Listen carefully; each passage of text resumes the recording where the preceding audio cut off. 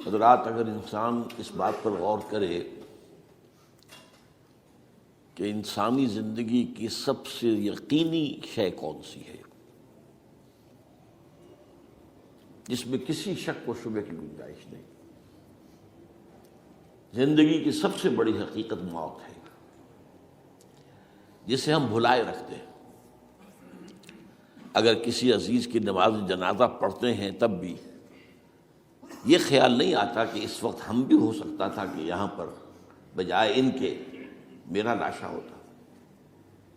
کچھ تھوڑی سی تو ہوتی ہے، قبر میں جب اتارتے ہیں کسی عزیز کو تو کچھ نہ کچھ احساسات کے اندر کچھ حرکت ہوتی ہے، لیکن بس واپس آنے کے بعد پھر آدمی بھول جاتا ہے موت۔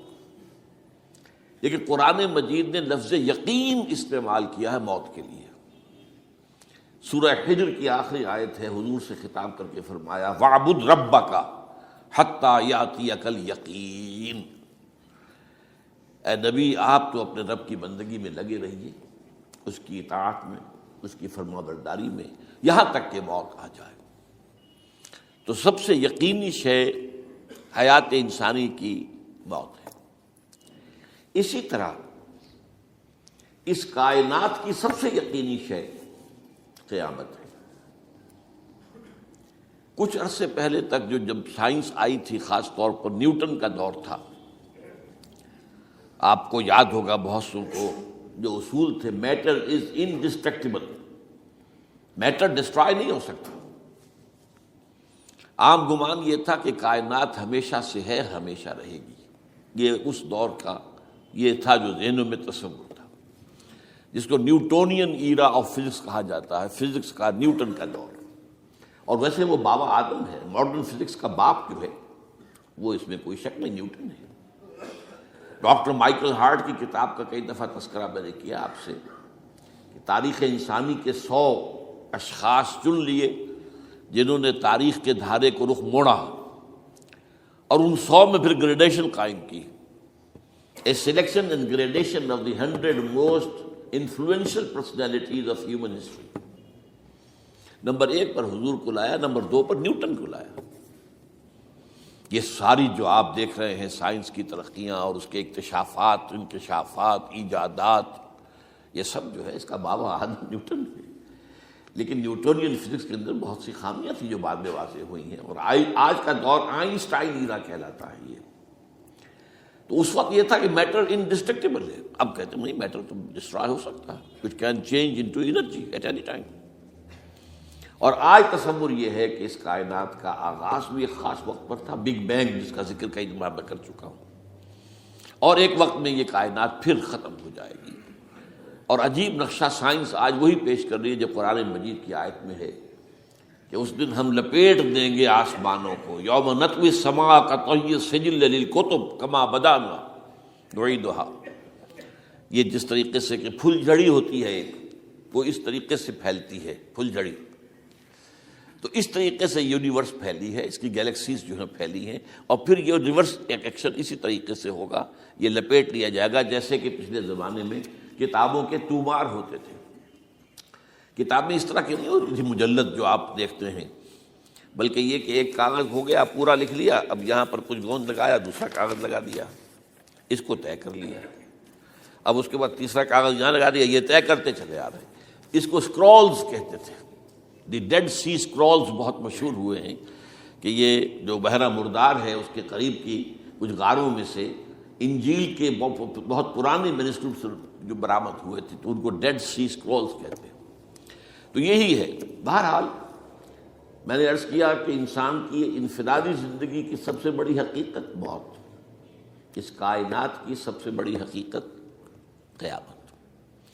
قیامت سے پہلے کے بارے میں ایک حقیقت ہے جس پر کہ ہر مسلمان کو یقین رکھنا چاہیے، اور وہ یہ ہے کہ اس قیامت سے پہلے پوری دنیا میں حق کا بول بالا ہوگا۔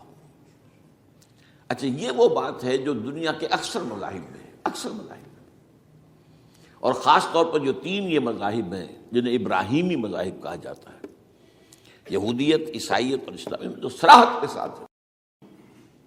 یہود کے ہاں بھی عقیدہ موجود ہے، عیسائیوں کے ہاں بھی ہے، مسلمانوں کے ہاں بھی ہے کہ اس سے پہلے، اس کائنات کے ختم ہونے سے پہلے، اس زمین کی قیامت آنے سے پہلے اس پر اللہ کا دین غالب ہوگا، کنگڈم آف ہیون آن ارتھ۔ اور یہی بات حضرت مسیح نے کہی تھی اپنے اس وقت کے جن یہودیوں سے مخاطب تھے، ریپینٹ، توبہ کر لو، for the kingdom of heaven is at hand. اب جو وہ ہے آسمانی بادشاہت آیا چاہتی ہے، وہ آسمانی بادشاہت تھی حضور کا ظہور صلی اللہ علیہ وسلم، جس سے کہ وہ آسمانی بادشاہت قائم ہوئی اور پھر پھیلی کتنے بڑے علاقے میں، لیکن بہرحال پوری دنیا میں نہیں پھیل سکی۔ وہ اس کے اسباب کیا تھے وہ اس وقت میرا موضوع نہیں ہے، لیکن پھیلنا ہے اس کو۔ اس سے قبل کیا ہونا ہے، یہ جو تیسری بات میں نے کہی ہے، اس پر آپ کو یقین ہونا چاہیے، اس لیے کہ احادیث صحیح آ گئی ہے۔ قرآن مجید کا سغرا کبرا دلالت کرتا ہے اس پر کہ حضور کو بھیجا گیا غلبہ دین کے لیے، اور بھیجا گیا پوری نوع انسانی کے لیے۔ تو جب تک پوری نوع انسانی پر دین غالب نہ ہو، حضور کا مقصد بعثت ابھی مکمل نہیں ہے۔ اسی کو اقبال نے کہا تھا، وقت فرصت ہے کہاں، کام ابھی باقی ہے، نور توحید کا اتمام ابھی باقی ہے۔ یہ چمن معمور ہوگا نغمہ توحید سے، ایک وقت آئے گا کہ پورا یہ قرہ جو ہے نغمہ توحید کے ساتھ اس کا جو ہے گونج جائے گا، لیکن یہ کہ ابھی تو نہیں ہوا ہے، نہ ہونا ہے۔ اس سے پہلے کا معاملہ ایک ہے کہ جس کی خبریں دی گئی ہیں، اور وہ ہے کہ قیامت میں اس نظام دین حق کے غالب ہونے سے پہلے بڑی خوفناک جنگوں کا ایک سلسلہ ہے جس کی خبریں دی گئی ہیں۔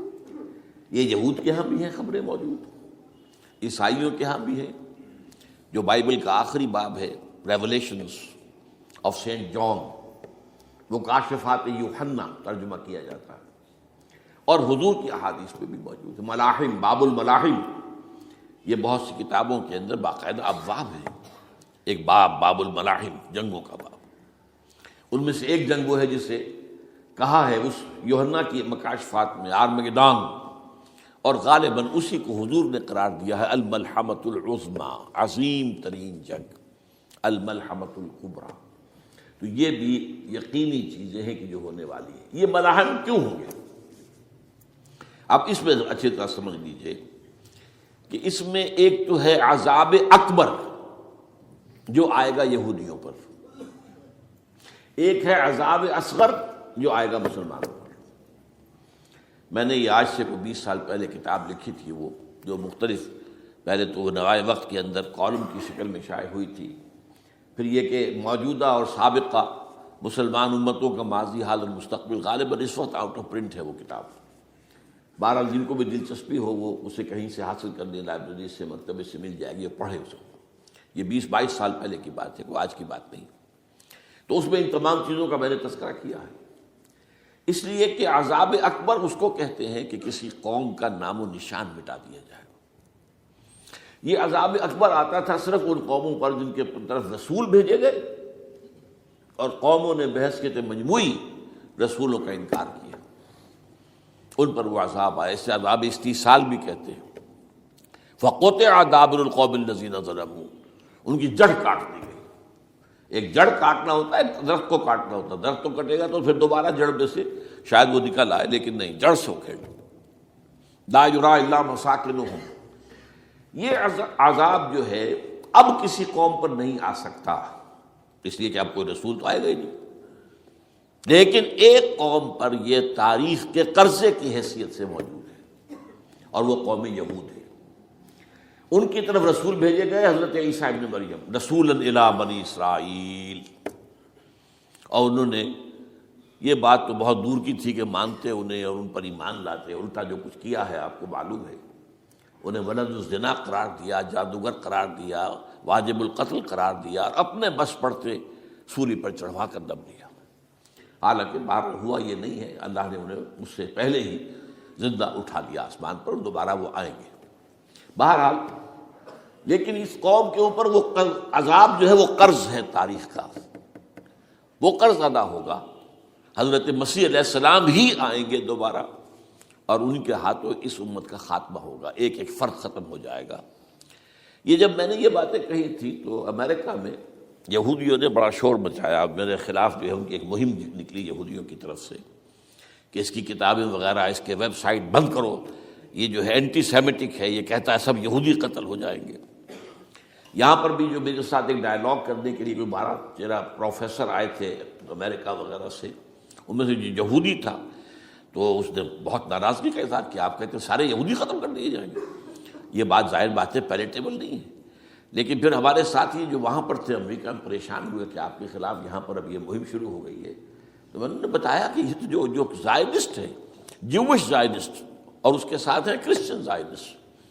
کرسچن زائنسٹ کا رسالہ نکلتا ہے ٹرمپٹ، دی فلاڈلفیا ٹرمپٹ، اس کے مدیر نے خود لکھا ہے کہ 80% یہودی قتل ہو جائیں گے۔ اس کو میں نے یوں سمجھا ہے کہ 20% وہ ہوں گے کہ جو حضرت مسیح کی آمد ثانی پر ایمان لے آئیں گے، وہ بچ جائیں گے، لیکن باقی جو اڑے رہیں گے اس کے بعد بھی تو وہ ختم کیے جائیں گے۔ تو یہ عذاب الاکبر جو ہے تاریخ کا ایک قرض ہے کہ جو ادا ہوگا، ورنہ کسی اور قوم پر یہ عذاب اکبر اب نہیں آ سکتا۔ لیکن دوسرے درجے میں یہ عذاب ہوگا امت مسلمہ پر۔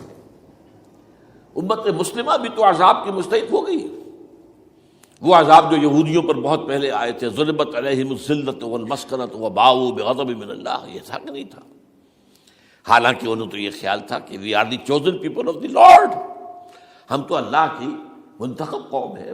وی آر دی، قرآن کہتا ہے کہ ان کا قول یہ تھا نحن ابناء اللہ واحباؤہ، ہم تو اللہ کے بیٹوں کی طرح ہیں اور اللہ کی جو ہے بہت چہیتے ہیں۔ کہ عذاب آئے، نبوکڈنضر کے ہاتھوں آیا، اسیرینز کے ہاتھوں آیا، پھر یونانیوں کے ہاتھوں، الیگزینڈر دی گریٹ کے ہاتھوں آیا، پھر رومنوں کے ذریعے سے آیا، اور پچھلی صدی میں جرمنوں کے ذریعے سے آیا۔ تو عذاب آئے، یہ عذاب تو، لیکن قوم ختم نہیں ہوئی۔ وہ عذاب اکبر نہیں تھے، یہ عذاب مختلف حصوں میں آئے اور بڑی بڑی تباہیاں آئیں، لیکن وہ عذاب اکبر نہیں تھے۔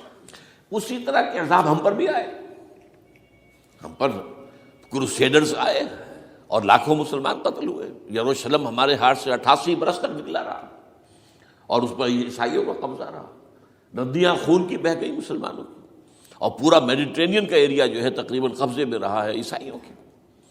پورا یورپ اس وقت آیا تھا۔ یہ جو کروسیڈ 250 برس تک وہ جاری رہے، waves after waves of the crusaders coming and attacking and conquering the cities. یہ جتنی بھی فلسطین وغیرہ کا علاقہ ہے جس کے اندر ان کا اثار ہے، اور شام کا علاقہ ساحلی۔ پھر آپ کو معلوم ہے ہمارے اوپر عذاب اس سے بھی بڑا، اس سے کئی گنا بڑا آیا تاتاریوں کے ہاتھوں، کروڑوں کے قریب انسان جو ہے مسلمان قتل ہوئے۔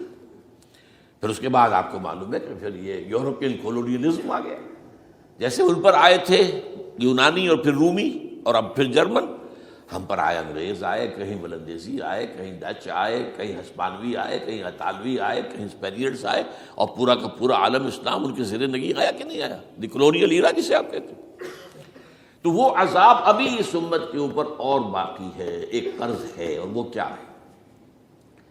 یہ کولونیل ایرا جب ختم ہوا ہے، ہم آزاد ہونے شروع ہوئے، اب یہ ہمارے لیے ایک امتحان کا مرحلہ تھا بہت بڑا۔ آزاد ہو کر تم کیا کرتے ہو؟ پہلے تو ہم کہہ سکتے ہیں کیا کریں، ہمارے اوپر تو، ہم تو مجبور ہیں، ہمیں غلام بنا لیا انگریزوں نے آ کر، ہمیں فرانسیسیوں نے غلام بنا لیا، ہمیں اطالویوں نے غلام بنا لیا، ان کی طاقت کے آگے ہم بے بس ہیں، لاچار ہیں۔ ٹھیک ہے، لیکن اب آزادی دے کر فَيَنظُرَ كَيْفَ تَعْمَلُونَ، اب تمہیں آزادیاں دے کر پھر اللہ دیکھے گا تم کرتے کیا، کیا کیا ہم نے۔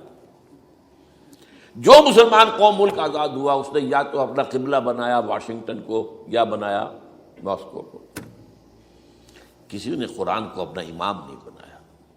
دعائیں مانگتے ہیں وَاجْعَلْهُ لَنَا إِمَامًا وَنُورًا وَهُدًى، لیکن اس کو امام بنانا، اپنا امام بنانا، اس کے پیچھے چلنا، اس کے احکام کو نافذ کرنا، اس کی شریعت کی تنفیذ کرنا، یہ اس کی تہذیب، اس کا تمدن دیا ہوا، اس کا معاشی نظام دیا ہوا، اس کو قائم کرنا، زیرو۔ اس لیے بہت بڑے عذاب کے ہم مستحق ہیں۔ بات کڑوی ہے، اچھی نہیں لگے گی، لیکن میں یہ آج سے نہیں کہہ رہا ہوں، میں سن 80 سے یہ باتیں کر رہا ہوں، نوٹ کر دیجیے اس بات کو۔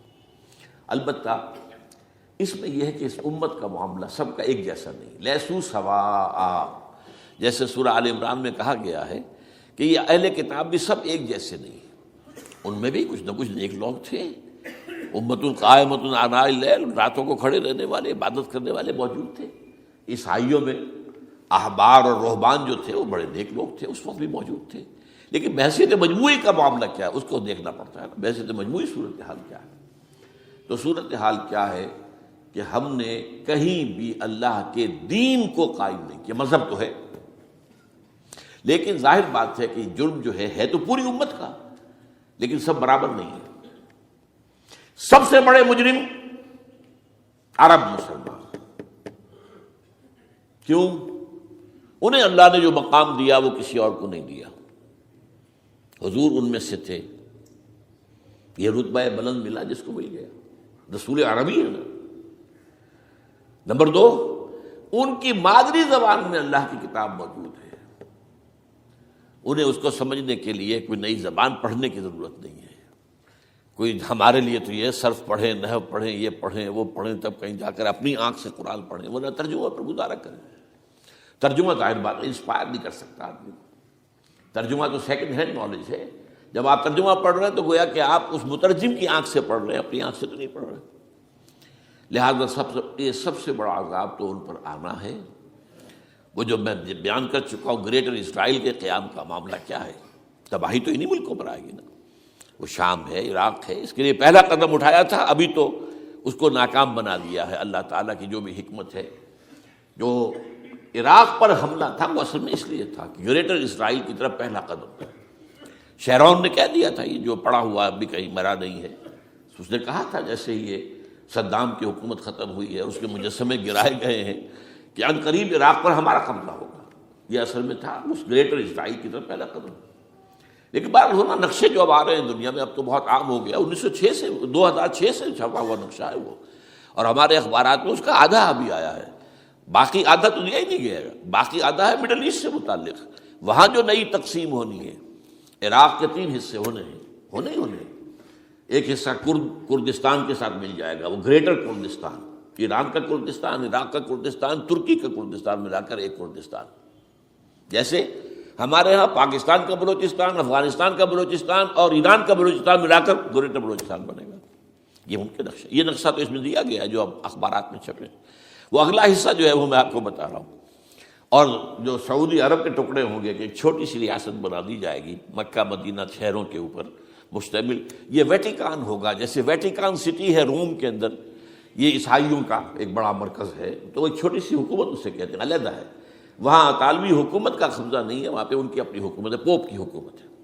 ایسے ایک ویٹیکن، گویا کہ ایک مسلم ویٹیکن بنا دیا جائے گا مدینہ۔ یہ ان کے نقشے ہیں، یہ نہ سمجھے کہ ایسا ہوگا، یہ تو اللہ جانتا ہے، لیکن یہ کہ جو ہوگا وہ تو میں نے کئی دفعہ کہا، وہ تو اللہ کو معلوم ہے۔ یمکرون و یمکر اللہ، وہ اپنی سے چالیں چل رہے ہیں، اللہ اپنی چال چل رہا ہے، لیکن نقشوں کی یہ۔ بہرحال اس میں جو بھی ہے یقیناً ایک حد تک کامیابی انہیں ہوگی جس کی خبریں ہمیں دی گئی ہیں۔ گریٹر اسرائیل ایک دفعہ قائم ہوگا، سعودی عرب سے بھی شمالی حصہ لے لیا جائے گا، مدینے میں داخل نہیں ہو سکیں گے بس۔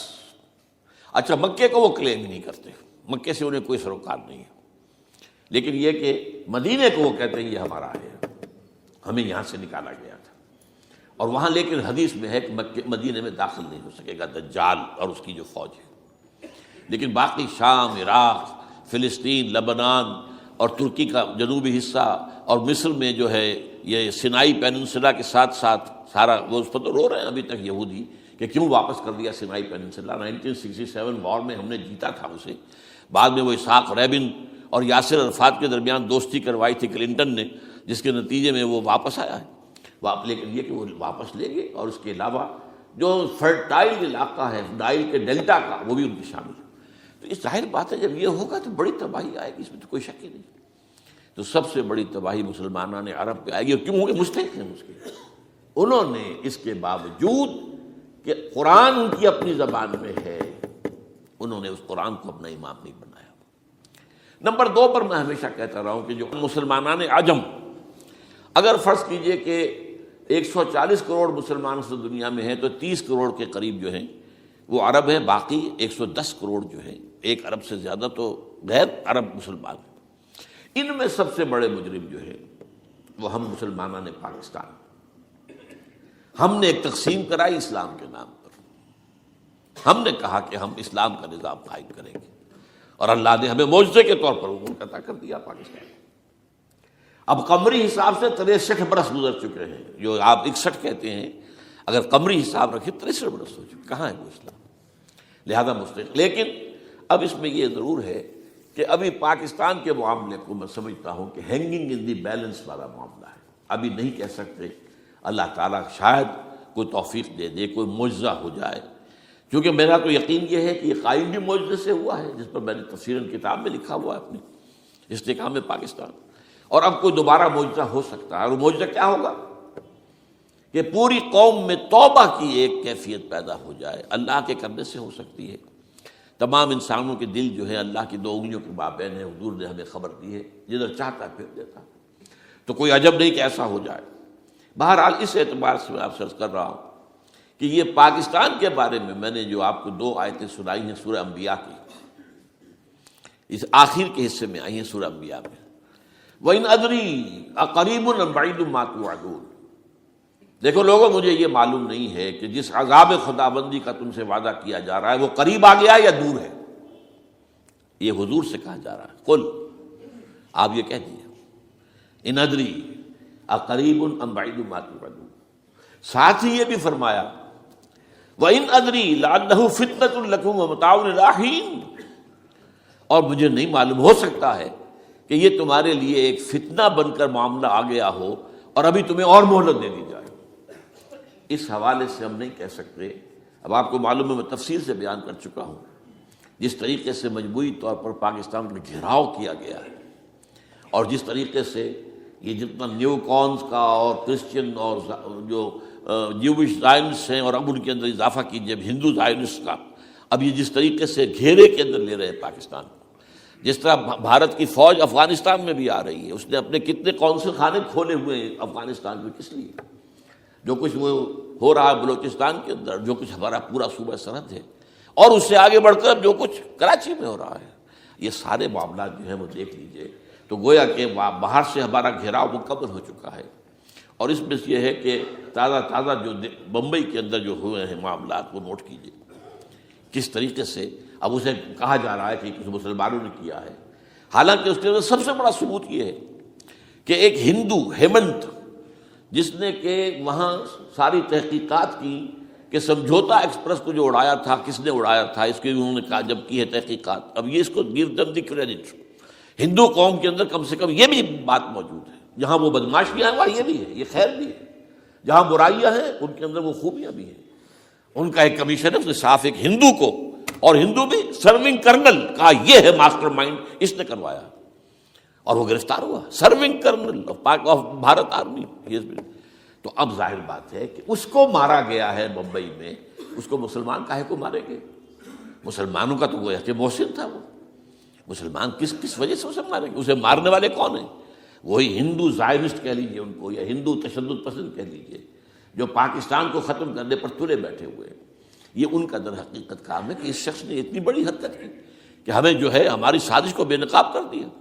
تو اصل میں لیکن یہ سب کچھ جو ہو رہا ہے وقتی طور پر تو بہت زیادہ طوفان اور جوش آیا تھا. معلوم ہوتا تھا کہ شاید 9/11 والا معاملہ جو تھا نیو یارک کا، اس کے نتیجے میں جو ایک دم امریکہ جو ہے نکلا ہے غصے کے اندر، اور پوری قوم اس کی کھڑی ہو گئی اور پوری دنیا جمع ہو گئی افغانستان پر حملے کے لیے. شاید ایسا معاملہ ہو جائے، لیکن نہیں، اللہ کا شکر ہے کہ یہ معاملہ جو ہے ان ادری لعلہ فتنۃ لکم ومتاع الی حین.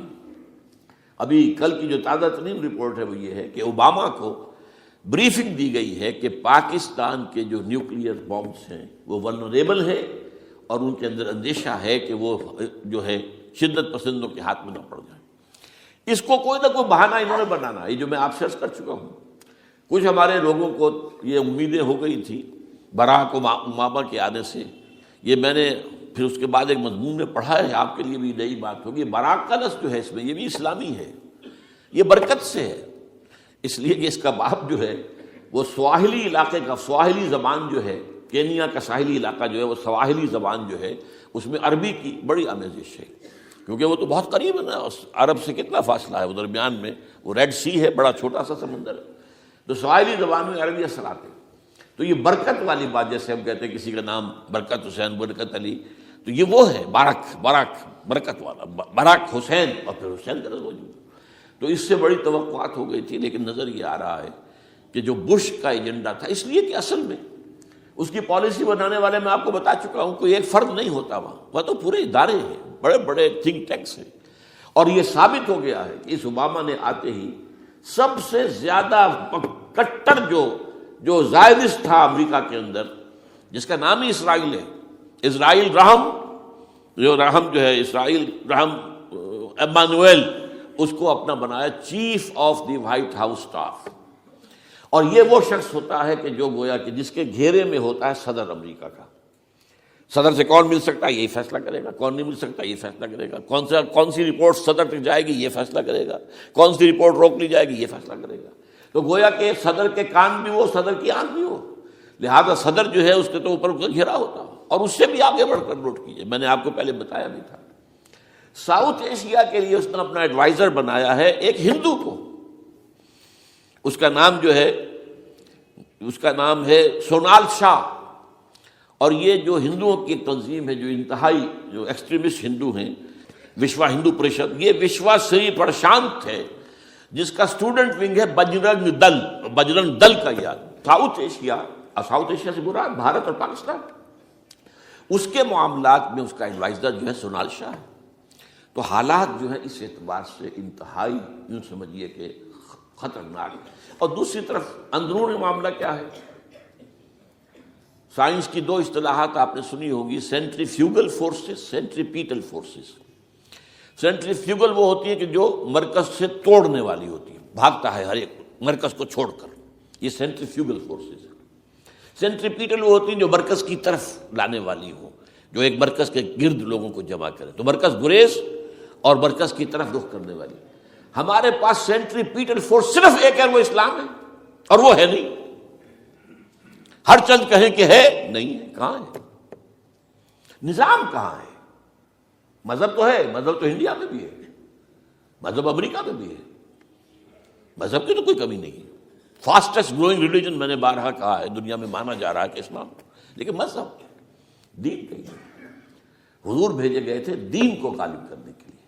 هو الذی ارسل رسولہ بالہدی ودین الحق لیظہرہ علی الدین کلہ. سینٹریفیوگل فورسز آپ کو یاد ہوگا، میں نے گنوا دیا تھا ایک دفعہ. آپ کا نارتھ پول کیا ہے؟ NWFP. وہاں حکومت اس نے کن کی ہے؟ وہ اسفند یار ولی، جس کا دادا، جس نے پاکستان میں دفن ہونا گوارا نہیں کیا، جن کا پختہ موقف یہ ہے. اس کے باپ کا بھی ولی خاں کا یہ تھا کہ انگریز نے بنایا ہے، پاکستانی انگریز کا بنایا ہوا ہے، یہ انگریزی سازش کے نتیجے میں وجود میں آیا. And they believe in that. اور اس کے ساتھ مولانا فضل الرحمان ہیں جن کے والد مرحوم نے یہ کہا تھا کہ اللہ کا شکر ہے ہم پاکستان کے بنانے کے گناہ میں شامل نہیں تھے. یہ ہیں اس وقت وہاں کی فورسز. اور جنوب میں نہ معلوم کب سے ان کا نقشہ بن رہا ہے، جب سے یہ MQM قائم ہوئی تھی. مہاجر قومی موومنٹ تھی، بعد میں انہوں نے اپنا رنگ بدلا ہے، کچھ تبدیل کیا ہے، لیکن یہ کہ اصل میں تو وہی ہے. گرگٹ رنگ بدل رہے تو اس کی فطرت تو نہیں بدلتی ہے، تو وہی اردو سپیکنگ. اور اب جو ہنگامے ہو رہے ہیں وہ پختون اور اردو سپیکنگ کے درمیان ہنگامے ہو رہے ہیں. اور زیادہ پٹھانوں کو مارا جا رہا ہے، ان کی دکانیں جلائی جا رہی ہیں. یہ بسیں جتنی جلتی ہیں وہ اس لیے کہ زیادہ تر ٹرانسپورٹ جو ہے وہاں پر وہ پختونوں کے ہاتھ میں ہے. یہ وزیری وغیرہ لوگ جو ہے محسود ہیں، یہ لوگ ہیں وہاں پر جو ہے. اکثر و بیشتر بہت سے مساجد کے اندر آپ کو جو امام ملیں گے وہ پٹھان ملیں گے، جو پہرے دار ملیں گے وہ پٹھان ملیں گے. بہت بڑی تعداد ہے. لیکن یہ کہ اس کے اوپر وہاں پر فساد شروع ہو گیا. بلوچستان کا معاملہ سب کو معلوم ہے. تو اندرونی طور پر جو سینٹریپیٹل فورس ہو سکتی تھی اس کو ہم نے کیا نہیں مضبوط، کمزور سے کمزور تک کرتے چلے گئے. اور اب جو کچھ ہو رہا ہے، اب مضامین آ رہے ہیں، آئلی قوانین میں تبدیلیاں کیوں کی جا رہی ہیں. یہ جو کانفرنس ہوئی تھی جو UNO کے اندر، بیجنگ+5 کانفرنس، جو بات اس میں طے اور اس میں یہ تھا طلاق کے معاملے میں مرد اور عورت کو بالکل برابر کر دیا جائے. اب وہی کر رہے ہیں آپ. یہ سفاری آئی کائے کے لیے؟ جیسے مرد طلاق دے سکتا ہے، عورت بھی طلاق دے سکتا ہے. اسلام میں یہ نہیں ہے. اسلام میں یہ ہے کہ عورت طلاق لے سکتی ہے، دے نہیں سکتی. وہ لے گی یا تو شوہر سے خود کہے بھائی تم مجھے آزاد کر دو، تم نے مجھے مہر دیا تھا میں واپس کرتی ہوں، یا یہ آدھا لے لو. یا یہ ہے کہ وہ اپنے بڑوں سے، بزرگوں سے، اور اس کے بڑوں بزرگوں کو بیچ میں ڈالے، یا عدالت میں جائے. عدالت اگر کو قائل کر دے گی کہ عدالت کے واقعی اس کے معاملات ان کے صحیح اب نہیں نبھ سکتے، وہ سیپریٹ کر دیں گے.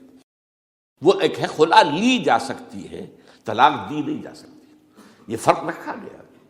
اسلام میں مرد اور عورت اسینشلی برابر ہیں، as human beings they are equal, کوئی فرق نہیں، کوئی اونچا نہیں کوئی نیچا نہیں۔ جو بھی انسان کے اندر شرف انسانیت ہے، اشرف المخلوقات ہونے کا جو مقام حاصل ہے، وہ مرد کو بھی عورت کو بھی ہے، ان میں کوئی فرق نہیں۔ لیکن جب ایک مرد اور ایک عورت مل کر ایک خاندان کی بنیاد ڈالتے ہیں، اب وہ برابر نہیں ہے۔ الرجال قوامون علی النساء، کوئی بھی انسٹیٹیوشن ہو اس میں دو برابر کے سربراہ نہیں ہو سکتے، دونوں کا اختیار ایک جیسا ہو تو کیسے چلے گی گاڑی؟ چل ہی نہیں سکتی۔ آپ ڈائریکٹر جو ہے 100 بنا لیں، مینیجنگ ڈائریکٹر ایک ہوگا، ظاہر بات ہے دو تو نہیں ہو سکتے۔ لہذا انسٹیٹیوشن فیملی کے لیے اسلام نے جو نظام دیا ہے، یہی طلاق کا معاملہ ہے، وراثت کا معاملہ ہے، عورت کے ذمے کچھ اور کام لگائے ہیں، مردوں کے ذمے کچھ اور کام لگائے ہیں۔ مرد ذمہ دار ہے، کفیل ہے، لہذا وراثت میں اس والد کی طرف سے اسے 2 حصہ ملتا ہے۔ لڑکی کی کوئی ذمہ داری ہے ہی نہیں، وہ تو بلکہ شادی بھی ہوگی تو شوہر سے مہر لے گی، لڑکا شادی کرے گا تو مہر دے گا۔ تو یہ تمام چیزیں جو ہیں آرٹیکولیٹڈ ہیں، یہ ایک دوسرے کے ساتھ منطقی طور پر جڑی ہوئی ہیں، اور وہ جو ہے تباہ کرنے کر تلے ہوئے ہیں ہمارے خاندانی نظام کو، عورت اور مرد کو برابر کر دیا جاتا ہے۔ یہ سارا، اور اس سے پہلے جو آیا تھا معاملہ وہ بھی تقریباً یہ ہے کہ زنا کے معاملے سے جو خوف ہو سکتا تھا عورت کو، وہ ختم ہو جائے۔ اس لیے کہ عورت کا معاملہ کیا ہے، اگر زنا سے حمل رہ گیا تو اس کا ثبوت تو آ گیا، کوئی اور گواہ ہے یا نہیں ہے، یہ حمل کہاں سے لائی ہو تم؟ ٹھیک ہے، طے کیا کر دیا؟ پرچہ بھی درج نہیں ہو سکتا اس کا جب تک کہ 4 چشمدید گواہ جا کر کسی مجسٹریٹ کے سامنے گواہی نہ دیں کہ ہم نے اپنی آنکھوں سے دیکھا ہے، تب پرچہ درج ہوگا، تحقیق اس کے بعد ہوگی۔ یہ کہاں ہوگا؟ اس کا مطلب ہے وہ خوف ختم، جو خوف ہو سکتا تھا، جو عورت کو روکتا ہے۔ ایک تو یہ کہ ہمارے ہاں وہ جو بھی آبادی کا معاملہ تھا اور یہ جو برتھ کنٹرول کے معاملے نے آ کر خوف ختم کیے تھے، اور اس کی باقاعدہ جو ہے امریکہ میں، یورپ میں تعلیم دی جاتی ہے، ٹین ایجرز کو اسکولوں کے اندر سکھایا جاتا ہے کہ تم جو چاہو کرو، لیکن یہ کہ یہ ذرا یہ احتیاط کرو، بس اللہ خیر سمجھ۔ وہی اسی رنگ پر ہماری تہذیب کو لے جانا چاہتے ہیں۔ اب یہ دونوں نقشے ایسے ہیں کہ جس کے نتیجے میں، جیسا کہ میں نے عرض کیا، محسوس ایسا ہوتا ہے، یہ میں ابھی کہہ رہا ہوں، میں یقین سے نہیں کہہ سکتا۔ وَإِنْ أَدْرِي لَعَلَّهُ فِتْنَةٌ لَكُمْ وَمَتَاعٌ إِلَىٰ حِينٍ، ہو سکتا ہے، ہوپنگ اگینسٹ ہوپ، ہو سکتا ہے کوئی معجزہ آ جائے اللہ تعالیٰ کی طرف سے، جیسے کہ پہلے معجزہ آیا تھا تو خدایا آن کرم بارے دیگر کو نے اللہ دوبارہ بھی معجزہ دکھا، اور ان تمام سختیوں سے، ان تمام سے ہمیں گزار کر اس کا امکان موجود ہے۔ امکان کو میں نفی نہیں کر سکتا، اس لیے کہ اللہ کی قدرت ہے۔ یخرج الحی من المیت، مردے سے زندہ کو برآمد کرتا ہے۔ ایک قوم مر چکی ہو، اس میں سے ایک زندہ قوم برآمد ہو جائے، جیسا کہ میں نے پچھلے سال جو تحریک چلی تھی، جو وہ کلا کی تھی، میں نے کہا تھا کہ مجھے یہ گمان ہوا کہ میں یہ سمجھ بیٹھا تھا کہ یہ قوم بالکل مر چکی ہے، لیکن نہیں، جان ہے۔ یہ میں اس سے پہلے یہ جملہ کہا کرتا تھا، it's no use whipping the dead horse, لیکن میں نے کہا نہیں، جان ہے اس میں۔ ہمارے ہاں کا پڑھا لکھا طبقہ، تعلیم یافتہ لوگ، انہوں نے جو سختیاں جھیلی ہیں، جس طریقے سے کہ مصائب برداشت کر کے انہوں نے اس تحریک کو برقرار رکھا، اب تک رکھا ہوا ہے، یہ بہت بڑا کارنامہ ہے، اور اس سے معلوم ہوتا ہے، اس سے کچھ نہ کچھ امید کی کوئی کرن پھوٹتی نظر آتی ہے۔ لیکن باقی جو لوگ کہتے ہیں کہ نہیں بس یہ تو بنا ہے اللہ کے حکم سے اور قائم رہے گا، ان سے میں کہا کرتا ہوں کہ وہ اللہ کی سنت سے واقف نہیں ہے۔ اللہ کی سنت سزا کی بھی تو ہے نا۔ اللہ تعالیٰ رسی دراز کرتا ہے، ایک دم کھینچ بھی لیتا ہے، یہ بھی اللہ کی سنت ہے۔ مہلت دیتا ہے، پھر ایک دم جو ہے ایک وقت کے اوپر آ کر فیصلہ بھی کر دیتا ہے۔ جو عجب نہیں، ڈرتے رہنا چاہیے، کچھ پتہ نہیں۔ ما غرک بربک الکریم، یہ قرآن مجید میں یہ مضمون کئی بار آیا ہے کہ لوگوں کو بعض اوقات شیطان جو ہے یہ دھوکہ، اللہ بڑا کریم ہے، بڑا غفور ہے، بڑا رحم کرنے والا۔ بھائی وہ کریم ہے، غفور ہے، لیکن منتقم بھی ہے۔ انا من المجرمین منتقمون، ہم ان مجرموں سے انتقام لے کر رہیں گے۔ وہ تو منتقم بھی تو ہے، وہ سزا بھی تو دیتا ہے۔ اس نے جہنم جو ہے یہ کوئی ڈیکوریشن پیس کے طور پر تو نہیں بنائی ہے، کس لیے بنائی ہے؟ وہ تو ہم نے فیصلہ کیا، لَأَمْلَأَنَّ جَهَنَّمَ مِنَ الْجِنَّةِ وَالنَّاسِ أَجْمَعِينَ، یہ میں نے طے کیا ہوا ہے۔ تو اللہ تعالیٰ جو ہے سزا بھی دیتا ہے، تو اللہ تعالیٰ ہمیں سے بچائے۔ بہرحال ہو سکتا ہے کہ اس کے بعد بھی اللہ تعالیٰ ہمیں اور مہلت دے دے، اور اس مہلت کے لیے اس کرنے کا کام کیا ہے؟ کرنے کا کام یہ ہوگا دعا اور توبہ. پہلے توبہ کی جائے پھر دعا، ورنہ دعا قبول نہیں ہوتی. پہلا کام توبہ ہے. یا ایھا الذین آمنوا توبوا الی اللہ توبۃ نصوحا، اے اہل ایمان اللہ کی جناب میں توبہ کرو، خالص توبہ. کیا مطلب ہے؟ اپنی زندگیوں میں سے شریعت کے خلاف، ویسے بھی اخلاقیات کے خلاف، جھوٹ، دغا، فریب، دھوکہ، غبن، سب کو ختم کرو. سود، بے پردگی، عریانی، فحاشی ختم کرو. طے کر لو کہ کوئی شخص شریعت کے خلاف اور اخلاقیات کے خلاف، صرف شریعت نہیں، ایک بنیادی انسانی اخلاقیات ہوتی ہیں، اس کے سارے تقاضے پورے کر دیں جو ہمارے یہاں ختم ہو چکے ہیں. میں نے جیسا کہ بارہا کہا ہے کہ اس وقت دنیا کی سب سے بڑی منافق ترین قوم جو ہے مسلمانان پاکستان ہے. جھوٹ اور وعدہ خلافی اور اس کے ساتھ جو ہے وہ غبن کا معاملہ جتنا ہمارے ہاں ہے، آپ پوری دنیا میں آپ کو کہیں نہیں ملے. تو اس لیے پہلے توبہ کی جائے اور پھر دعا کی جائے. اسی لیے میں نے آپ کو حدیث سنائی ہے کہ اللہ کے فیصلے کو بھی کبھی کبھی دعا جو ہے لوٹا دیتی ہے. لیکن وہ دعا کب ہو؟ جب آپ نے اللہ کے ساتھ اپنا معاملہ صحیح کر لیا ہو. فرمایا حضور نے، جو میں نے ترمذی کی روایت آپ کو سنائی، لا يرد القضاء الا الدعاء. اللہ کا فیصلہ بھی کبھی کبھی اللہ تعالیٰ کسی فیصلے کو مؤخر کر دیتا ہے. حضرت یونس علیہ السلام کی قوم پر اللہ کا فیصلہ آ چکا تھا، عذاب کے آثار شروع ہو چکے تھے، پوری قوم نے توبہ کی، اللہ تعالیٰ نے عذاب کو جو ہے وہ وہاں سے ہٹا لیا ان کے سروں پر سے، اور ایک مدت تک کے لیے انہیں مہلت بخشی دے دی. تو اس کے لیے تو یہ ہے کہ توبہ کی جائے اور دعا کی جائے. اور اس میں یہ ہے کہ اس میں توبہ کا ایک حصہ لازماً یہ ہونا چاہیے کہ ہم طے کر لیں کہ اللہ اب مجھے اپنی بہترین توانائیاں، اپنی قوتیں، صلاحیتیں، وسائل خرچ کرنے ہیں اور تیرے دین کو قائم کرنے کے لیے.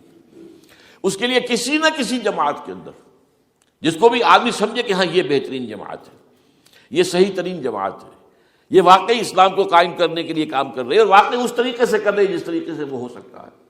اگر آپ اس پر لیکن لازم سمجھیں لا اسلام الا بالجماعہ، کوئی اسلام نہیں ہے جماعت کے بغیر. یہ حضرت عمر رضی اللہ تعالیٰ عنہ قول ہے، اور حضور کی حدیثیں تو میں نے 12 آپ کو سنائی ہے. انی آمرکم بخمس اللہ امرنی بہن بالجماعت والسمع والطاعۃ والہجرۃ والجہاد فی سبیل اللہ. میں تمہیں 5 باتوں کا حکم دے رہا ہوں، اور یہ 5 باتیں وہ ہیں جن کا اللہ نے مجھے حکم دیا ہے: جماعت، سمع و طاعت اور جہاد و ہجرت. یہ 5 باتیں. تو اس لیے توبہ کے اندر یہ لازمی جز ہونا چاہیے کہ اب ان صلاتی و نسکی و محیای و مماتی للہ رب العالمین. یہ فیصلہ کر لیجئے. اس کے بعد یہ ہے کہ اللہ تعالیٰ اس پر استقامت عطا فرمائے. اس کی بھی خود دعا کیجئے کہ اللہ اب تو نے مجھے یہ ہدایت دے دی ہے، تو اب لا تزغ قلوبنا بعد اذ ہدیتنا وہب لنا من لدنک رحمۃ انک انت الوہاب. ایک دوسری آخری بات میں آج صاحب سے کہہ رہا ہوں، ڈرتے ڈرتے، اگر خدا نہ خواستہ خاکم بدہن، اگر پاکستان کے لیے بھی اللہ تعالیٰ کی طرف سے آخری سزا کا فیصلہ ہو گیا ہو، جس کے چرچے ہیں، تیری بربادیوں کے مشورے ہیں آسمانوں پر. وہ آسمان اوپر کے آسمان اور ہیں، زمین کے آسمان بھی تو ہیں نا. یہ امریکہ، یہ وائٹ ہاؤس، یہ پینٹاگون، یہ جو ہے اسٹیٹ ڈپارٹمنٹ، یہ سب جو کیا ہے، نیٹو کا ہیڈ کوارٹر، یہ ساری چیزیں کیا ہیں؟ تو تیری بربادیوں کے مشورے ہیں آسمانوں میں، اور اس کے لیے خبریں وہ دیتے آ رہے ہیں. بہت سے لوگ کہتے ہیں یہ خام خواہ کے ہیں ان کے، یہ ہمارا صرف بھی ہماری بددلی پیدا کرنے کے لیے نہیں، لیکن یہ کہ جو کچھ انہوں نے نقشے بنائے تھے وہ نقشے تو پورے ہوتے چلے آئے. 1897 میں یہودیوں نے جو فیصلے کیے تھے، 20 برس کے بعد بالفور ڈیکلریشن کی شکل میں وہ فیصلہ آ گیا. یہودیوں کو فلسطین میں آبادی کا حق دے دیا گیا. Balfour declaration 1917، only 20 years later. اس کے 20 سال بعد 48 میں اسرائیل قائم ہو گیا. کوئی تصور کر سکتا تھا پچھلی صدی کے اندر یہودیوں کی حکومت قائم ہو جائے گی دنیا میں؟ کہیں امکان کوئی نہیں تھا. پوری دنیا میں پھر ادھر ادھر پھیلے ہوئے، منتشر، جسے وہ ڈائسپورا کہتے ہیں. اور یورپ میں تو شدید نفرت تھی ان سے. لیکن یہ کہ جس طرح انہوں نے رفتہ رفتہ وہاں پر قدم جمائے ہیں، جس طرح ان کو اپنے قابو میں لیا ہے، جس طرح ان میں مذہبی تقسیم پیدا کی ہے، کیتھولکس کی اور پروٹیسٹنٹس کو اعلی کار بنایا ہے، سیکولرزم اور اس کے بعد سود پر مبنی معیشت کا نظام وہاں نافذ کیا ہے، بینک کا نظام قائم کیا ہے. ای بنوک ای فکر چالا کے یہودیوں کا قائم کرنا ہے یہ بینک کا نظام، اور سب سے پہلا بینک انہوں نے انگلینڈ میں قائم کیا تھا۔ تو ان کی جو باتیں ہیں وہ تو پوری ہو رہی نظر آ رہی ہیں، ان کے نقشے جو ہیں ان کے سامنے آ رہے ہیں ہمارے۔ تو اس حوالے سے ہو سکتا ہے خاکم بدہن اگر خدا نہ خواستہ یہ لکیر ختم ہو جائے، تب بھی ظاہر بات ہے زمین تو کوئی ختم نہیں ہو جائے گی، اللہ کی زمین ہے۔ کیا پاکستان نہ بنتا تو ہمارے ذمے نہیں تھا کہ اللہ کے دین کو دنیا میں قائم کرنے کی جد و جہد کرتے؟ وہ تو بحیثیت مسلمان ہمارا فرض ہے۔ کیا حضور اکثریت میں تھے عرب میں؟ وہ تو اقلیت میں بھی نہیں تھے، ایک آدمی تھا اللہ کا بندہ کھڑا ہوا ہے جو جنہوں نے ایک مرتبہ حضور کی بات سنی ہے اور جا کر کہا ہے اپنی قوم، یا قومنا اجیبوا داعی اللہ، اے ہماری قوم کے لوگوں اس اللہ کی طرف دعوت دینے والے کی پکار کو سنو، لبیک کہو۔ تو کوئی عجب نہیں، یہ جو اقبال نے الفاظ کہے ہیں، تو نہ مٹ جائے گا ایران کے مٹ جانے سے، نشے میں کو تعلق نہیں پیمانے سے، اور ہے آیا فتنہ تاتار کے افسانے سے، پاسباں مل گئے کعبے کو صنم خانے سے۔ تاتاریوں کے ہاتھوں کروڑوں مسلمان قتل ہوئے اور پھر وہی تاتاری مسلمان ہو گئے۔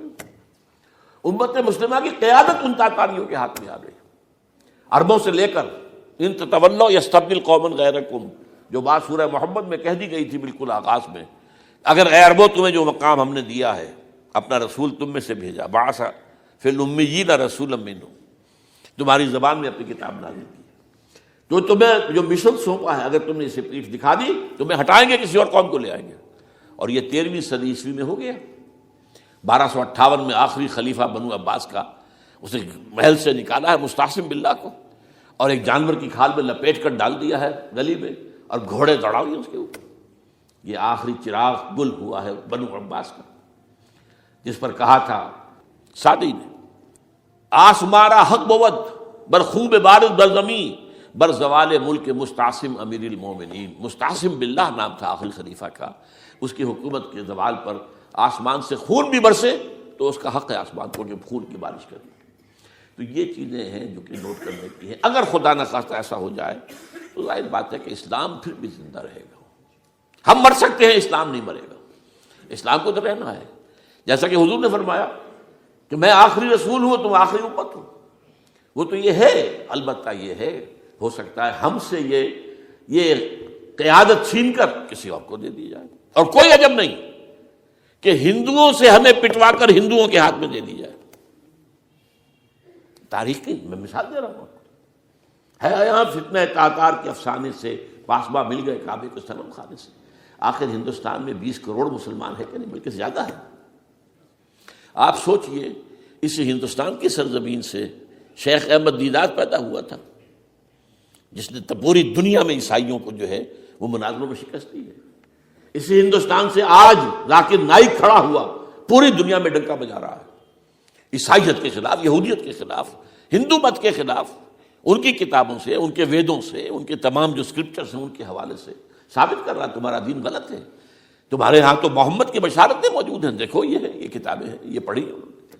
میں نے کبھی کہا تھا مولانا علی میاں رحمۃ اللہ علیہ سے کہ مولانا، میں یہ گیا تھا ان کے پاس ملاقات کے لیے، میرا خیال ہے کہ سن 82-83 کی بات ہے، کہ میں اور کسی سے تو توقع نہیں رکھتا لیکن آپ سے توقع رکھتا ہوں کہ آپ زیادہ روشن خیال علماء میں سے ہیں، کہ آپ ندوۃ العلماء لکھنؤ کے اندر آپ سنسکرت کی تعلیم کو لازمی کریں، تاکہ آپ کے فارغ التحصیل لوگ نکلیں تو وہ پڑھ سکیں ویدوں کو کہ ویدوں میں کیا لکھا ہوا ہے، ہندو کے ذہن کو تو سمجھے کہ ہندو کا ذہن ہے کیا، اس کا فکر کیا ہے، اس کی سوچ کیا ہے، اس کے عقائد کیا ہیں، جو وہ ظاہر کر رہے ہیں وہی ہیں یا واقعی ان کی کتابوں میں کچھ اور ہے۔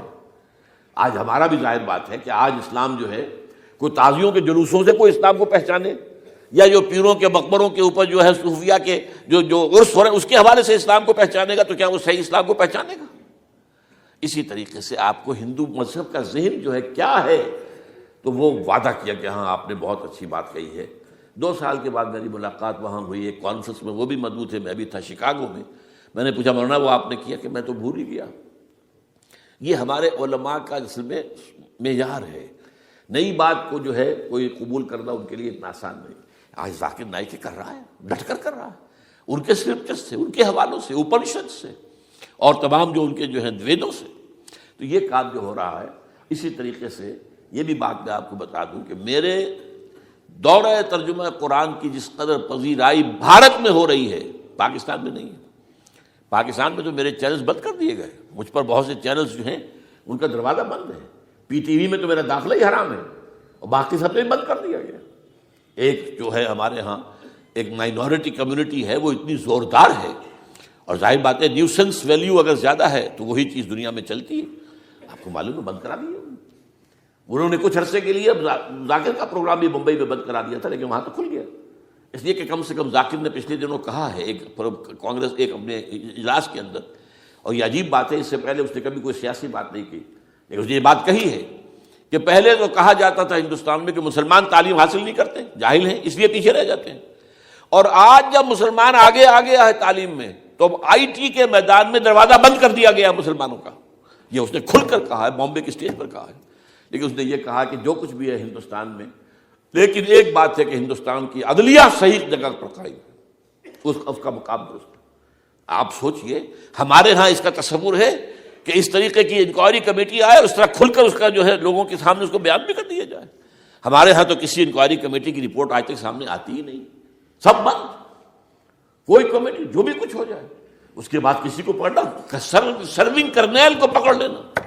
تو عدلیہ قائم ہے. جیسے کہ کبھی چرچل نے کہا تھا جب بے انتہا تباہی ہو گئی تھی سیکنڈ ورلڈ وار میں اور لوگ آئے کہ برباد ہو گئے, تباہ ہو گیا, یہ ہو گیا وہ, اس نے کہا یہ بتاؤ کہ برطانیہ میں عدالتیں کام کر رہی ہیں کہ ہاں, بس ٹھیک ہے, پھر یہ ملک قائم رہے گا. یہ معاملہ جو ہے بھارت کے اندر عدالتیں ہیں چل رہی ہیں.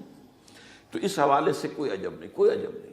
ہمیں اصل میں جیسا کہ میں نے کہا تھا کہ ہم وطن پرست نہیں ہیں, ہم زمین پرست نہیں ہیں. وندے ماترم یہ ہمارا ترانہ نہیں ہے, زمین کے پجاری نہیں ہیں. ہمیں پاکستان سے محبت ہے اور پاکستان کا دفاع کریں گے. اور بڑے عمدہ بات ہے کہ اس موقع پر جو ہے تمام ہماری جو اپوزیشن پارٹیز ہیں وہ جا کر جمع ہو گئی ہیں, آل پارٹیز کانفرنس کے اندر یکجہتی کا ثبوت دیا ہے. یہ اسلام کے لیے ہونا چاہیے, صرف ایک خطہ زمین کے لیے نہیں. اصل میں شے جو ہے ہمیں جو مقصود ہے وہ اسلام ہے. تو کوئی عجب نہیں ہے کہ جس طریقے سے پچھلے دنوں ہمارے یہ بہت اہم آدمی ہیں, آپ کو معلوم سید قاسم محمود صاحب بے شمار کتابوں کے مصنف ہیں, یہ دلی گئے تھے اور اس سے آگے بھی گئے مختلف جو ہیں یو پی کے شہروں میں. انہوں نے واپس آ کر جو خط لکھا تھا پھر ندائے خلافت میں شائع بھی کر دیا تھا کہ وہاں تک گلی کوچوں میں آپ کا نام گونج رہا ہے. اس درجے وہاں پر یہ درس قرآن کا معاملہ جو ہے.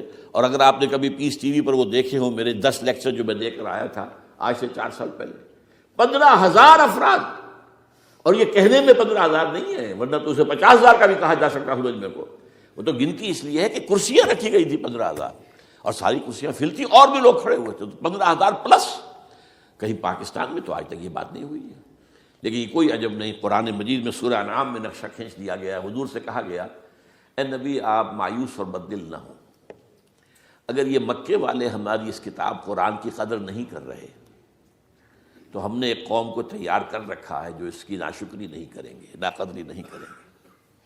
ان یکفر بہا ہؤلاء, اگر یہ لوگ مکے والے آپ کی قوم اگر یہ کفران نعمت کرے گا قرآن کا تو ہم نے ایک اور قوم کو تیار کر رکھا ہے.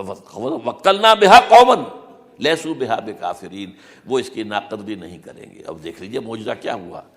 مدینے میں تو حضور کا قدم مبارک بھی نہیں پہنچا اور وہاں انقلاب آ گیا. آپ کے 2 ادنا خادم ادنا شاگرد گئے ہیں اور مصعب بن عمیر اور عبداللہ بن ام مکتوم جو نابینا تھے رضی اللہ تعالیٰ عنہما, اور وہاں انقلاب آ گیا. دونوں قبیلے ایمان لے آئے, ساری ان کی جو ٹاپ کی لیڈرشپ تھی ایمان لے آئی. اور وہ یثرب جو ہے مدینۃ النبی بن گیا, وہ دارالہجرت بن گیا. تو کوئی عجب نہیں. تو ہمیں تو چمٹے رہنا اسلام کے ساتھ اور اس کے لیے اپنی جد و جہد کو جاری رکھنا ہے. اور اس ملک کے اندر بھی ہر خیر کی بات کی ہم دعوت دیتے رہیں گے, مشورے دیتے رہیں گے. البتہ یہ ہے کہ لوگ کہہ سکتے ہیں کہ تم کس قوم کو, یہ تو ختم عذاب ہونے والا ہی ہے, بس کس کو ڈرا رہے ہو. تو اس لیے میں نے آیت پڑھی تھی اذ قالت امۃ منہم لم تعظون قوما اللہ مہلکہم او معذبہم عذابا شدیدا, جبکہ ایک قوم نے کہا کیوں ان کو واعظ کہہ رہے ہو, کس لیے, کچھ حاصل نہیں. اب ان پر تو اللہ کا عذاب آ کر ہی رہے گا اور عذاب علیم آ کر رہے گا. تو انہوں نے جواب دیا قالوا معذرۃ الی ربکم، ہم اپنے رب کے حضور میں جا کر معذرت تو پیش کر سکیں گے، اے اللہ ہم چمٹے رہے تیرے دین کے ساتھ، اے اللہ ہم نے اپنے آپ کو وابستہ کیے رکھا، اپنی بہترین صلاحیتیں اور قوتیں اور اپنی توانائیاں صرف کی ہیں اے اللہ اس کام کے لیے۔ اور یقین کا لفظ بھی میں نے شروع میں کہا تھا آپ سے، موت اور قیامت، اور 2 مرتبہ آیا ہے قرآن کے بارے میں، ان ھذا لہو الحق الیقین۔ زبانی کلمہ ہر کوئی پڑھدا،